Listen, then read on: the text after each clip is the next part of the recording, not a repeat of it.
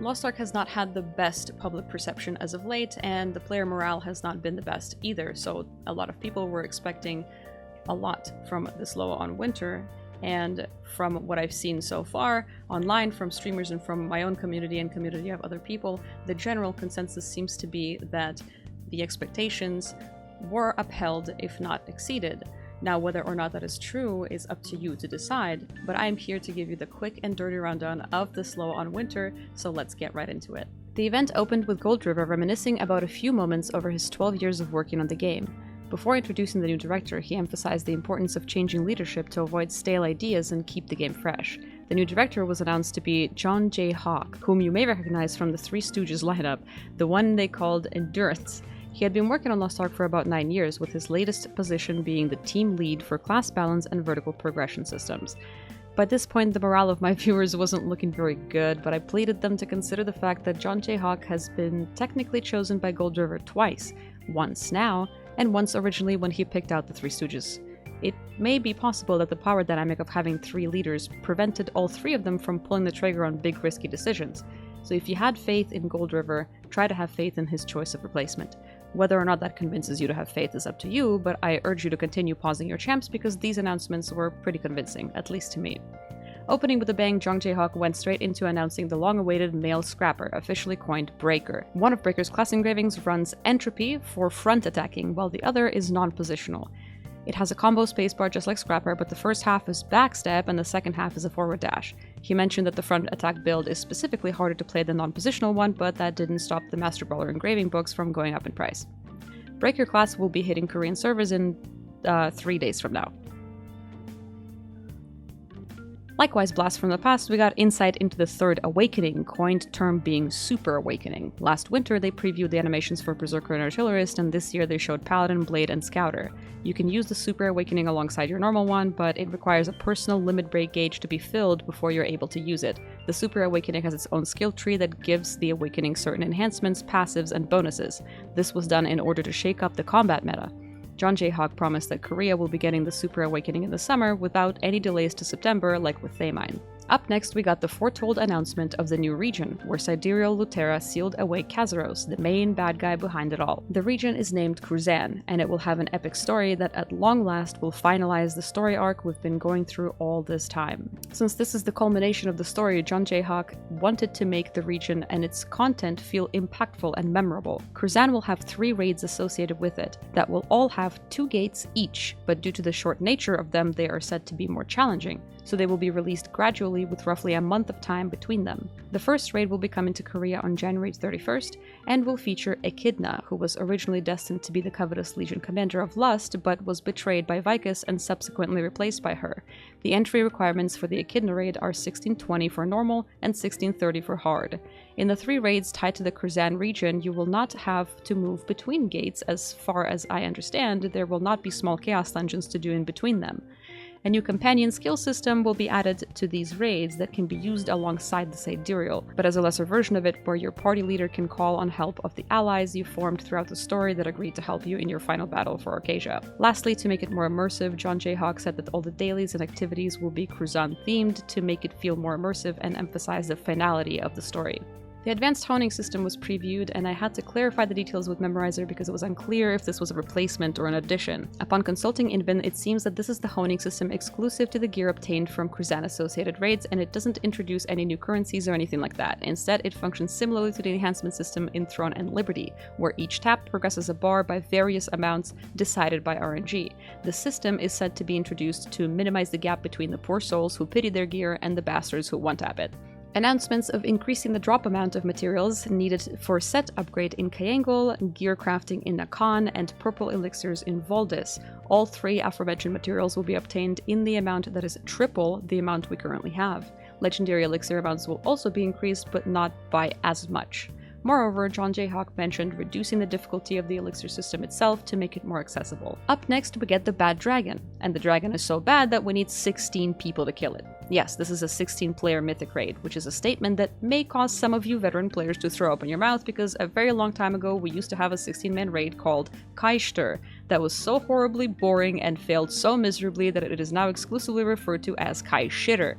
I actually had the utmost privilege of doing this raid on Russia. The camera is insanely zoomed out, but despite that, the size of the boss was so Geninomosaurus that you essentially just spent the whole time fighting his finger, or running back and forth to man cannons to shoot some shit down. Sorry, it's been a while. But one thing I do remember vividly was that I never did that raid again. The only redeeming quality was that it's the only content in the game that allowed you to manually rotate the angle of your camera, but that also got old pretty fast. In a refreshing show of confidence, John J. Hack immediately brought up the failed Kaisher raid and acknowledged that it was incredibly boring and resulted in failure. He asked the players to have faith in him, and he reassured us that they are confident with this because they have learned from their mistakes with the Kaisher raid. In the spirit of keeping things fresh and unique for Cruzan, the director announced the next Abyss-like raid called the Assault Raid. I'm not sure if this means it's just a unique Abyss raid or something completely separate. The reason it's called Assault Raid is because it's essentially the forces of Petrania assaulting different parts of Arcasia. So every week, the Assault Raid will take place in a different area. This content is still an instant party-based dungeon, but the map will change to represent which part of Arcasia is being invaded by demonic forces at that time. It's a brand new and unique twist on familiar content. Now, with all of this said, John J. Hawk summarized all the raid content that the players will have once the first wave of Cruzan update hits. Abyss raids, Legion raids, Cruzan raids, 16-man Mythic raids, and the Assault raid. Just breathe, it's gonna be okay. We already know that the first two share Gold Lockout, and the Cruzan raids will likely share Gold Lockout too, as they are still within the realm of Legion-esque raids, just with a unique twist. Moreover, since the director compared the Assault Raid to the Abyss raids, I assume it may have a shared Gold Lockout with the Abyss, Legion, and Cruzan raids. Remember that John J. Hawk's goal with Cruzan content was to create a memorable and unique conclusion to the major story arc that we've had in the game for many, many years. So even though this content is listed separately from one another in the picture, I don't think this means that you now have 3 extra things to worry about every week. I think this was meant to represent the variety of choices and, more importantly, how unique and different things will feel once we enter Cruzan in preparation to fight Kazaros. The 16-player Mythic Raids is the only raid in this lineup I can foresee being an addition to our weekly activities, but many players are hoping it will have a bi-weekly lockout due to the amount of people you have to gather to clear it, so it won't be quite as much of a strain on the community if that is the case.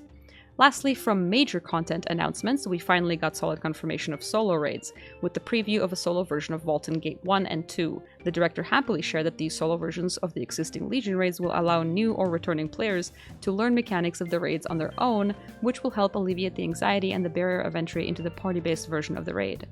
There was mention of progression materials being rewarded for clearing these as well, but how much or how little remains to be seen. And now onto the announcements that were less grand, but still quite exciting in my opinion. We will be getting a character preset sharing system built into the game where players can share their presets and others could apply them directly to their characters during creation. A brand new music sheet system that allows players to compose music with various instruments and copyright claim streamers in real time. At long fucking last, an automatic honing system so you don't have to manually click every tap anymore and can sit back and watch your savings melt away on their own. Players will be able to adjust the transparency of their own skills to a varying degree, much like on BDO, which they hilariously showcased by displaying the 2 classes with the highest amount of visual garbage, Aeromancer and Sorceress. The director axed the system of islands that spawn only at specific scheduled times of day and replaced it with a matchmaking queue, and as someone with a completely degenerate sleep pattern, I can finally get these done. The quest that begins the event of the island has also been reduced down to just 1 minute wait time before it starts. A little bit of news on the upcoming progression support events, a 1580 Super Rococo Express that gives you a full set of Belshazzar Ancient gear when you reach item level 1490. Another Road to Thaymine event, which for our version was named Path of the Soul Eater, so this next one will maybe be called Path of the Breaker or something along those lines. Very similar rewards to the stuff we've seen, but the 2 juiciest things I noticed were a full set of level 8 gems, instead of just 4 level 8 gems and the rest level 7s that we have now. And upon completion, alongside the normal gold, silver card, tripod, amulet, etc. stuff, we also get the 3 free weapon quality taps and 90 free armor quality taps. Still wish they'd let us move event gems to other characters in our roster, maybe with a limit of once or twice per lifetime, because benching these kinda hurts a little bit, but whatever. Upon reaching 1600 with the new path event, players will also get 10 epic elixirs. At 1610, 20 more epic elixirs, and at 1620, 10 legendary elixirs. This one was kind of huge, so I'm not sure why it was all the way at the end, but an event that functions similarly to a Hyper Express event, except instead of speeding up vertical progressions, it speeds up horizontal. Not too much detail given on the specifics of this system, but essentially as you complete certain missions, the event levels up and unlocks skill point potions, runes, and cards. New Arc Pass with a cosmically rare W on the male skin. Thank God it's not a fucking suit again. The MVP screen was changed to look different for the 16-man raid, but the slide that was supposed to show it broke, so you just gotta believe it. They will be increasing the drop rate of legendary cards from various sources, and the entropy change is confirmed to come in the summer for Korea.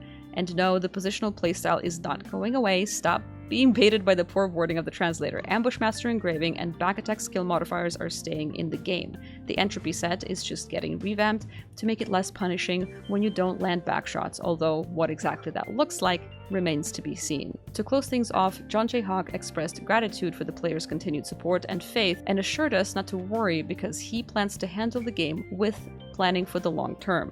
It was a simple comment, but one I personally appreciated because I've always believed that Lost Ark has an amazing core but ultimately fails in longevity because the content and progression are handled in a way that isn't sustainable over a long period of time.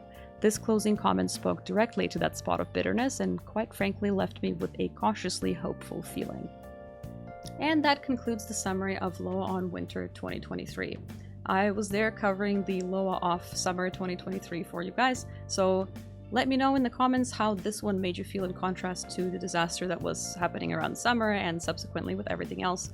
From what I've seen around with my community's reaction at the time, because I was watching this live on my Twitch, and other people, other streamers, majority seems to be quite happy or content about it.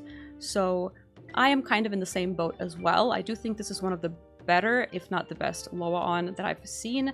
But it could be partially because the game has not been doing so well as of late, so it's just nice to get a breath of fresh air with a bunch of announcements that seem to be directed towards a better future for the game. I do stream Lost Ark every day except Tuesday on my Twitch channel at twitch.tv/LaufieLOL. Come hang out, come say hi if you have any questions about the game, if you're looking to get into it, if you're looking to try it, or if you're looking to come back after seeing this video. I will be more than happy to answer any questions about the differences between what the game was like when you played it and how it is now, because LOA ON aside, a lot of things have changed. So I appreciate you watching till the very end, and I hope you have a great day. Bye!